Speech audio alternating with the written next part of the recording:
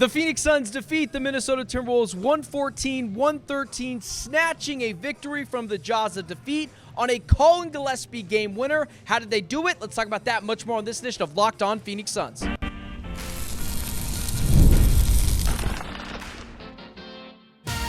You are Locked On Suns, your daily Phoenix Suns podcast, part of the Locked On Podcast Network, your team every day.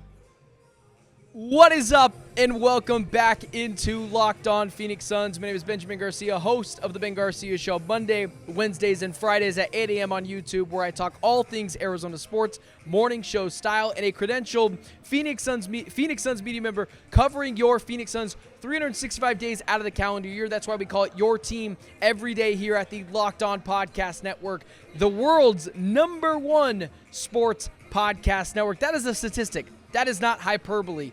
And today, and wherever you may be listening, however you may be listening, thank you so much for making this show a part of your day. Don't forget, Locked On Suns is free and available on all platforms, including YouTube. So click that follow or subscribe button to do what thousands of Suns fans have already done. Become an everyday or get locked onto the Phoenix Suns right here each and every day. Wow, wow, wow, wow, wow. How many times have I said that this year? I apologize at the beginning of the show for tripping over my words a bit. Where do I start? Holy cow. Guys, let me tell you a brief story here. This show is based off of honesty, authentic takes, I believe a lot of opinion, some statistics as well. But most importantly, I feel like I have built my audience being authentic and honest to you. The person you see on here is the person you meet out in real life. More on that in just a second. I gotta be honest with you. I gave up. For the first time all year, I gave up, and I think I had a good reason to. To be completely honest with you, I sit over there with the rest of the media just to the left of me, to the right of what you're seeing on the screen, and I go down to the floor to do some social media stuff directly when the game ends, and I go down there right when I believe the game is over. I went down with 1:22 left in the game, or maybe it was a minute 30. The Suns were down a couple of scores, and I thought to myself, there's no way they come back and win this game. And I had a couple of good reasonings for that. And just so we're clear, I was going to do a positive show. I was going to go after Devin Booker. I will go after Devin Booker a little bit in today's show because the Suns ended up winning, and it saved his ass a little bit from an absolute grilling of a lifetime. I can't wait to see what he says post-game, and hopefully he owns up to that. I believe he will. But it just didn't feel like this was a game the Suns are going to win. If the Suns are ever down in a game, you can't turn it off. You can't turn it off. It's not possible. It's not smart because they can come back down from anything. Guys, this game had loss written all over it. I told you guys yesterday, a lot of this rides on if Jaden McDaniels plays. I didn't think he was going to play. He ended up playing. Why? Because players like him, a lot of Jaden Daniels and Jrue Holiday, the lengthy, bigger, stronger forward/guards who are very versatile, eat Devin Booker's lunch and stuff him in a locker a lot of the time. That is just the God's honest truth of Devin Booker sometimes. These types of players he struggles with. It's what stops him from being a true MVP level player that can carry a team through a championship run. In the regular season it works, in the playoffs it might not. I don't want to be super negative. This is an improbable win.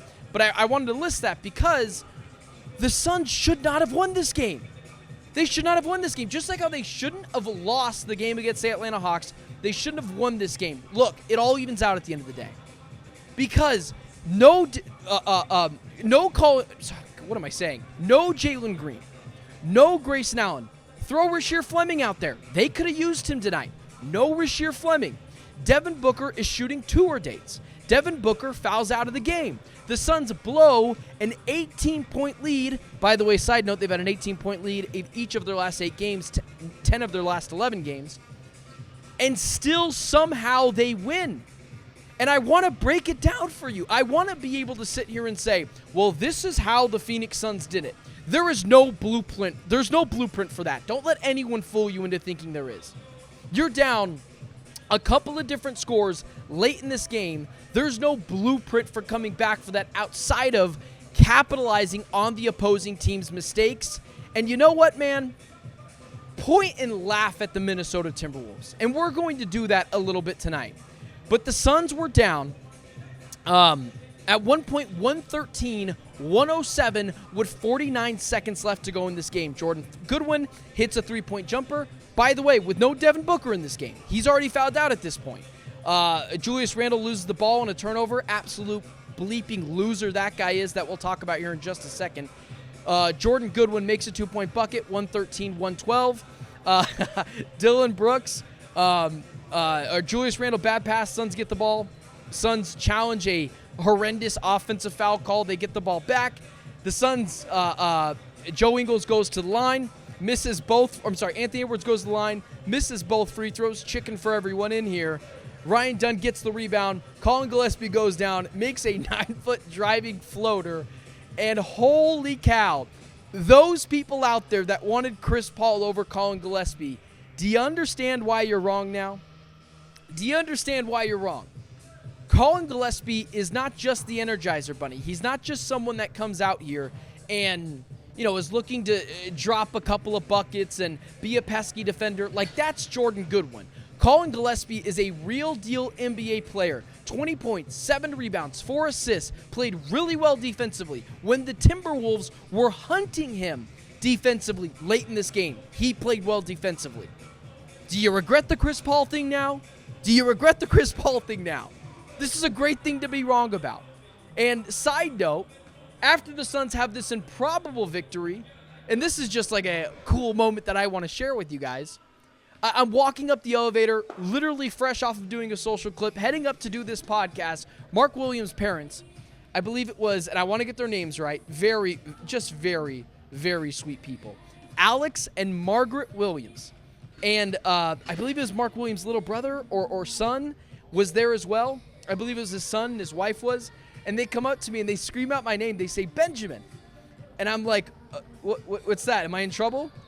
And they're fans of the podcast. They listen to the podcast. Incredibly sweet people. If I said anything bad about Mark Williams to this point, I've said some things about his defense in Charlotte. He's been awesome here. And just really cool moment. But these are the types of wins.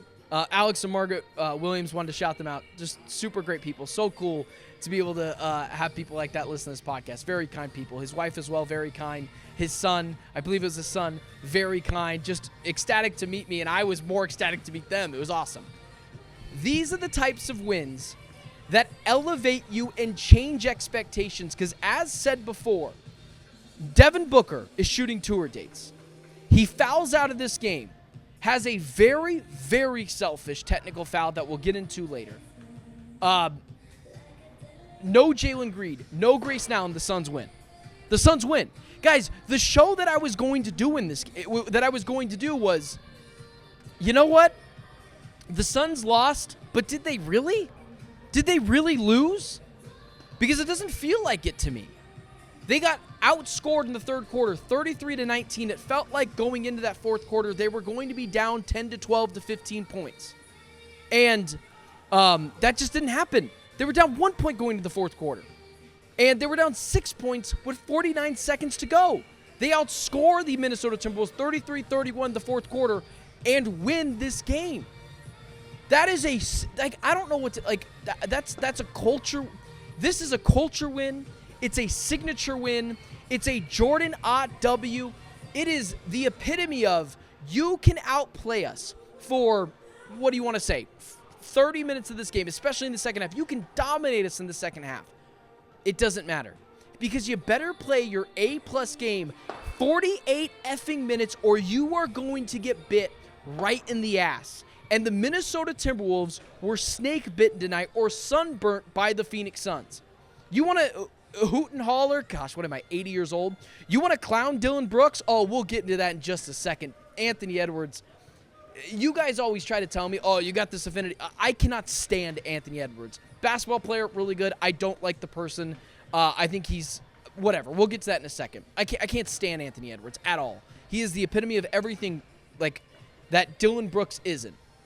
But with that being said, like these are the types of culture signature wins that elevate your season. The expectations for the Phoenix Suns, whether you like it or not, are just changing. Like they're going to be a play-in team. Like, let's just chalk it up for what it is. This team, you play that hard for 48 minutes a night. You are not going to, you're not missing the playoffs. This team's not like, grand gesture, grand talk about, grand opinion. They're not missing the play-in. I don't care if this is an emotional take. It's not happening. This team is not losing enough. You're telling me the Los Angeles Clippers, with no leadership, led by, at the beginning of the season, Bradley Beal, Kawhi Leonard, James Harden, they're better than this team? Yeah, bull bleep, man. If we could curse on this podcast, I would. A signature W, man. Signature W. Culture W. Snatching a win from the jaws of defeat. And I want to get into a little bit more of this. What it means to have a culture. What it means to have a signature win. And doggone it, man. Dillon Brooks, dude. That kid. That man. Now, he's not a kid. That 30-year-old man. This is the best ball he's been playing. We're going to talk about Dillon Brooks. We're going to talk more about Collin Gillespie. We're also going to talk about Devin. I cannot let the Devin Booker thing slide. So give me 2 minutes to not be so positive, and we'll get to the other things as well. Next. First, today's show is brought to you by Quo. Let's talk about something every business owner knows too well.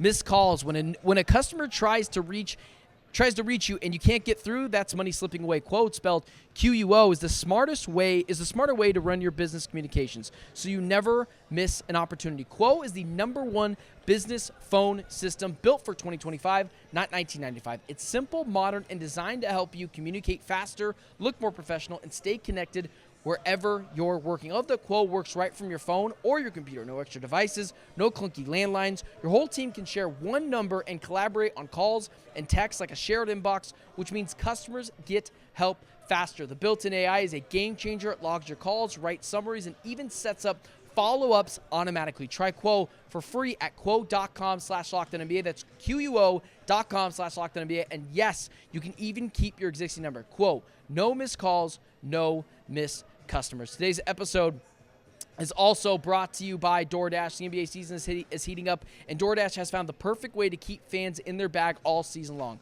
Whether you're watching for the highlights of your fantasy team or just your favorite player, DoorDash makes every game night even better. DoorDash is the official on-demand delivery platform of the NBA, and they're celebrating with something called the bag drop. Every time an NBA player scores 50 points in a game, DoorDash drops 50% off your order with Dash Pass the next day, and you're automatically entered for a chance to win the ultimate fan bag. We're talking about player-inspired drip, exclusive gear, and stuff you'll actually want. I love that it's not just food. You can get everything from snacks, drinks, to headphones, ice, even socks, all delivered. Last night, Tyrese Maxey had 50 points. So next, you could have gotten 50% off on DoorDash with Dash Pass. Plus, so next time someone goes off for 50, use promo code NBA50 the next day to get 50% off on DoorDash with Dash Pass. Plus, your shot at the bag drop. Dash Pass members only. 50% off to $10. 50% off to $10 the next day after a 50-point game with promo code. Terms apply. No purchase necessary. Ends April 13th. Open to U.S. residents 21 or older. Visit DoorDash in your bag all season long for details. DoorDash in your bag all season long. So, Dillon Brooks tonight. Let's actually start here. Point and laugh at the Minnesota Timberwolves. Point and laugh.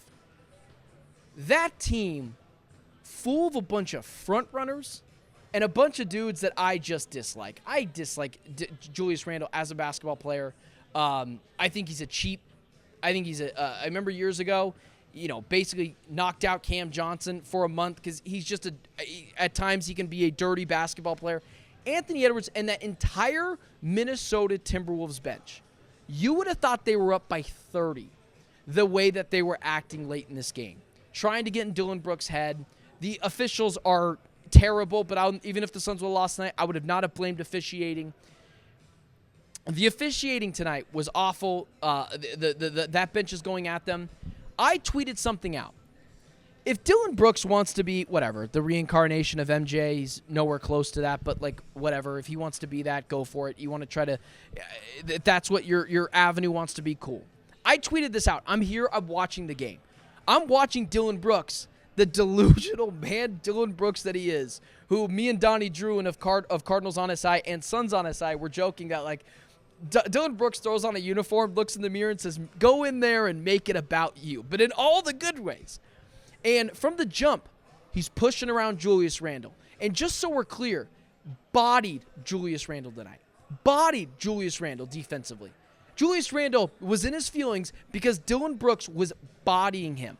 Because he found someone that can go pound for pound for Dillon Brooks. At one point, the Suns had to say, okay, you got to go to Anthony Edwards because he is cooking us right now, and he was. And as much as I've talked about the shooting guard conversation, like, I'm talking strictly basketball. Yes, I think Anthony Edwards is a better two guard than Devin Booker. I talked about it yesterday. I do think it's really close, though. And I think what exemplifies these and makes it so much bigger in these games is one team's got Jaden McDaniels, one team doesn't. And Dillon Brooks tonight pushing around Julius Randle and at one point Anthony Edwards in this game. I'm watching the game. Crickets from Anthony Edwards when they were down 18 points. Crickets. But that's weird. When that 18-point lead started to evaporate and it was a 1-point deficit, Dillon Brooks Anthony Edwards felt man enough to finally say something. And he's pointing and laughing at Dillon Brooks. Dillon Brooks, who has been the same person all games, walking to his bench. For some reason, Devin Booker gets a very predictable technical foul call at the end. Nothing for Anthony Edwards in this game. But it's interesting. You would have thought by the way the Minnesota Timberwolves were acting, they won this game. Oh, but no.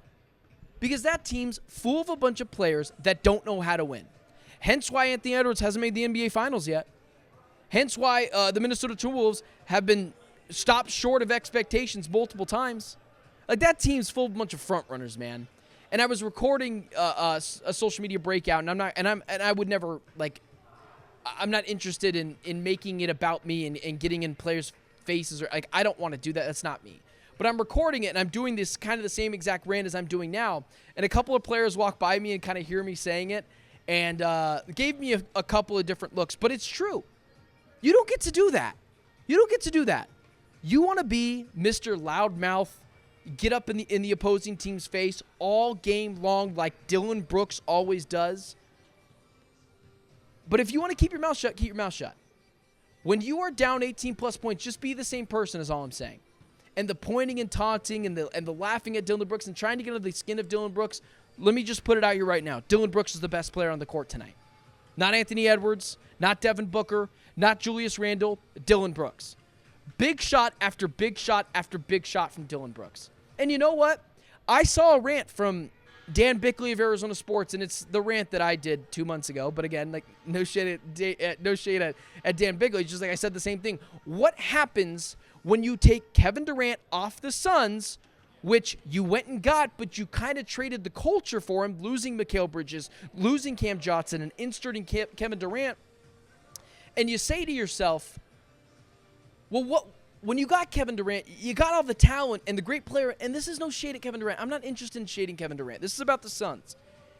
You got all the talent, but you kind of lost the culture. With Dillon Brooks, you get, like, a lot of talent, obviously not to the talent of Kevin Durant, but you also get the culture, and you get all the little things. That's a championship-winning player. Like, if you told me a team offered 3 first-round picks for Dillon Brooks, I'd give him the middle finger right now. Because that kind of championship pedigree, that kind of winning basketball is priceless. The ability to shut down Julius Randle, and that's what he did tonight. He, again, if we cursed on this pod, I'll let you guys use the adjectives and the verbs, but he bleeped Julius Randle tonight. He was going after him, and Julius Randle couldn't score, and he's in his feelings because he couldn't score. Some touch fouls got him to the line, which were ridiculous. And then offensively, how many more tough shots is Dillon Brooks going to make this year? Like, is he just this good? Is he just this good? And here's the other thing. Before we get into some of the not-so-great stuff that I'll only spend a couple of minutes on, because this is a glorious win for the Phoenix Suns. At the beginning of the season, if I told you, hey, the Minnesota Timberwolves just called. They want to offer Rob Dillingham for Collin Gillespie straight up. Hand up in the air, I would have done it. I really liked Rob Dillingham coming out of Kentucky. I think he filled the void that the Suns could use. Young ascending player, potentially young ascending player. I would have done that. And I think a lot of you would as well. Like, again, honest here. That's what I want to do. I don't want to lie to you. It's so interesting when those tables turn.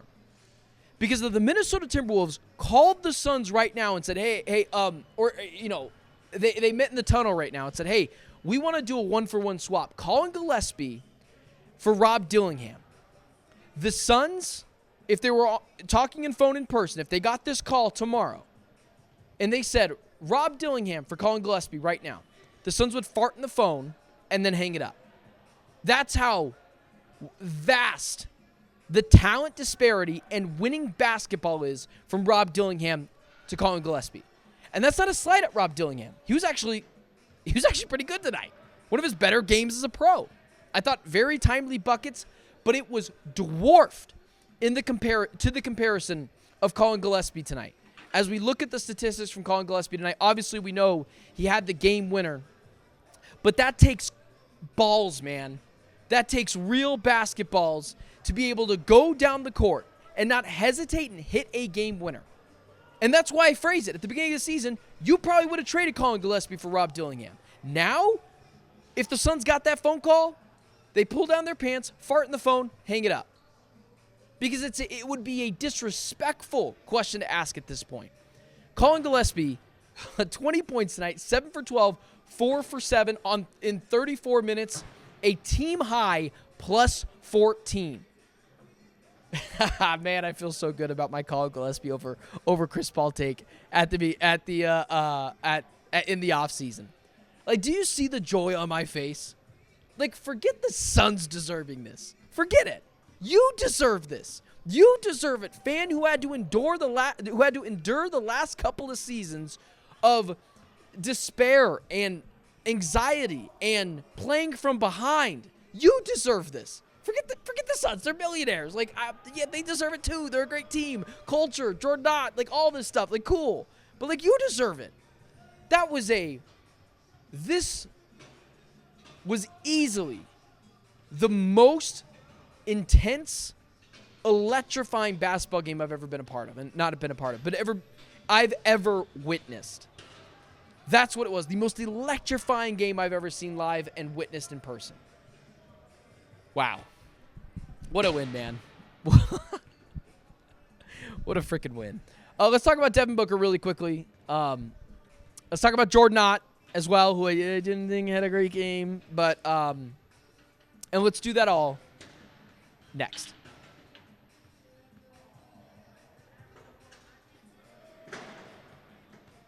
First, today's episode is brought to you by the lovely folks over at PrizePicks. You and I make decisions every day, but on PrizePicks, being right can get you paid. Don't miss any of the excitement on this sports season, whether you're following the NFL, NBA, or both. There's no better time to jump in on the action. If you haven't tried it yet, PrizePicks is the simplest way to play.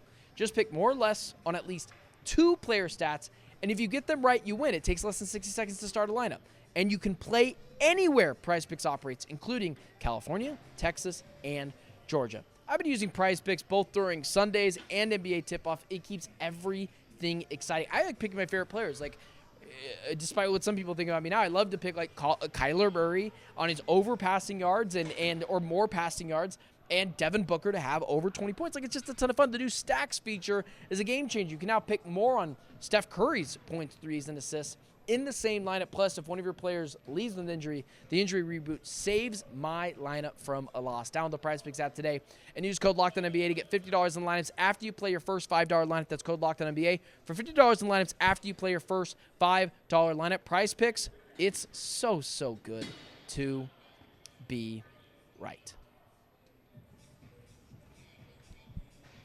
Okay, closing out the show. We got to do the Devin Booker thing. I apologize. Because it is a great night.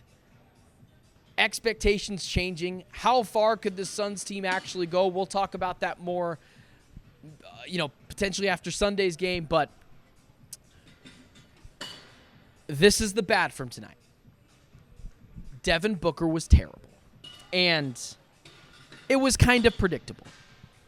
My one key to tonight's game was, or one of my big keys to tonight's game is Jaden McDaniels going to play? Is Jaden McDaniels going to play? Like, I know some of you guys out there maybe don't love the loudmouth mentality that I have sometimes and the loud opinions, and I appreciate that. I love hearing the constructive feedback and the constructive criticism. You guys are more important to this show than I am. But this is kind of what we talked about. Players like Jaden McDaniels, but really Jaden McDaniels specifically, eat Devin Booker's lunch and sometimes stuff him in a locker. This is where Devin Booker's frame, unfortunately, gets the better of him. And I talked about this a couple of weeks ago. I think it was the first time they played the Clippers, where Devin Booker sometimes will hunt for foul calls that he believes other teams are that the other team is getting. And he will try to bait the team into it. The ref knows it's coming, and he won't get the call. And it will force him into really bad turnovers and into really bad fouls when he turns over the ball. Devin Booker, and this is what I think stops him from being a true number one that you can say carry us and win us an NBA championship, is he's just a smaller player. He's listed at 6'6". Let's be honest. He's probably more like 6'4", 6'5". Jaden McDaniels is a 6'8", lengthy player, really strong. Whether it's Drew Holiday, whether it's Jaden McDaniels, a player like a Toumani Camara, or those types of frames, but of course, mainly Jaden McDaniels. Mainly Jaden McDaniels can really throw Devin Booker off his game. And tonight was no different. And in this game, Devin Booker was, it might have been his worst game as a pro, guys. I don't know. I'd have to look back at some of the playoff games against the Timberwolves. Again, when he's dealing with Nickeil Alexander-Walker, when he's dealing with Naz Reid, when he was dealing with Jaden McDaniels. But he was really bad tonight. 4 for 18, 1 for 6. He had 10 assists. He was making things happen, and he was only a -2 from the field, but he also had 9 turnovers. This is kind of the experience with Devin Booker. He can carry you on a night-in and night-out basis, but when a team has someone like Jaden McDaniels, a lengthy, bigger, stronger wing who is suffocating defensively, they're just going to have their way with him. And when you have a team like the Timberwolves, who I think Jordan Ott did a really bad job scheming Devin Booker open today. Like, it's the head coach's job to get Devin Booker open sometimes and get him a clear look. He had a big bucket late in the fourth quarter, but that was it. But when you are screening for Devin Booker, screening Jaden McDaniels off Devin Booker, and then Naz Reid is the recovering defender on Devin Booker, and whether they're then blitzing him and forcing the ball out of his hands into a bad turnover, or he's forcing a dumb shot because he's got to shoot it over them, they're bigger players. Like, this is kind of the experience with Devin Booker. Top 15 player, but teams like the Timberwolves are just going to give him a hard time. It's a bad matchup for Devin Booker, and when you don't have Jalen Green and Grayson Allen, it makes it even tougher. And that's where it kind of goes to Jordan Ott. I thought Jordan Ott wasn't great for a lot of this game, and I think a lot of it stems off of, hey, man, you got to get your best player going, and he couldn't find ways to get Devin Booker going tonight. But, again, they won. Like, all right, let's turn it back to the win. Despite that, they won.